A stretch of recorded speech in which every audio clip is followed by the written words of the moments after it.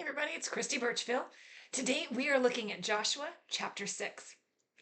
Now, we've been talking about kind of the lead up to everything Israelites versus the city of Jericho. The time has actually come now, and they are getting ready to go and do what God has told them to do. Strangest military strategy ever. They're going to go conduct a really large parade, and they're going to walk around the city an entire lap every day for 6 days. And then on the seventh day, they're going to do that 7 times. And then they're going to shout.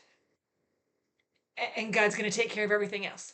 This huge, fortified, impressive, mammoth city is just going to fall. And they will be able to take control and take captive of that. And this story is told in the book of Joshua, and that's where we've been studying through. So in chapter 6, verse 14, it says, "So on the second day, they marched around the city once and returned to camp. They did this for 6 days." We've been talking about, this whole plan and leading up into it. Now we actually see them doing it. They're actually getting up, they're walking around, they're executing on what God had told them to do. You know what we don't see here anywhere? Complaining. Nowhere in these verses does it say the people grumbled and moaned and were irritated that they had to go do this.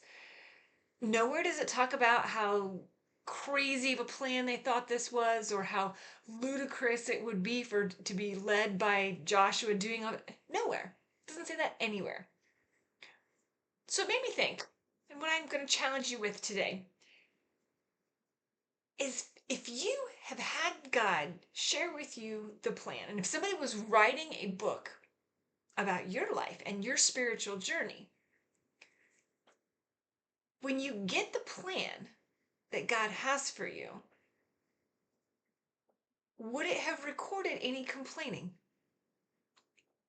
Would someone watching our life go, "Yep, they understood where God was leading them and what God wanted them to do, and then God had to drag them kicking and screaming to go do it." Or then they just decided they really didn't want to do that.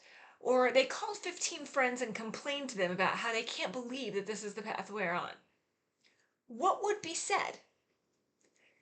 Now, we serve a gracious and compassionate God who is willing to forgive us if some of these things would have described us and do describe us. And I can tell you, in my own life, there are times where that has described me. And I am so thankful that God forgives me and leads me forward, even still. But the challenge for this today is, what do you need to stop complaining about and just do? Just go do it. So much of the things that we need to get done are about our mindset and making a decision in our own mind to just overcome, to just go and do. These are the things that we need to be thinking about today. I'd love to hear from you. What are some things that God has told you need to get doing and you need to get busy now? How can we encourage you in that? How can we pray for you in that?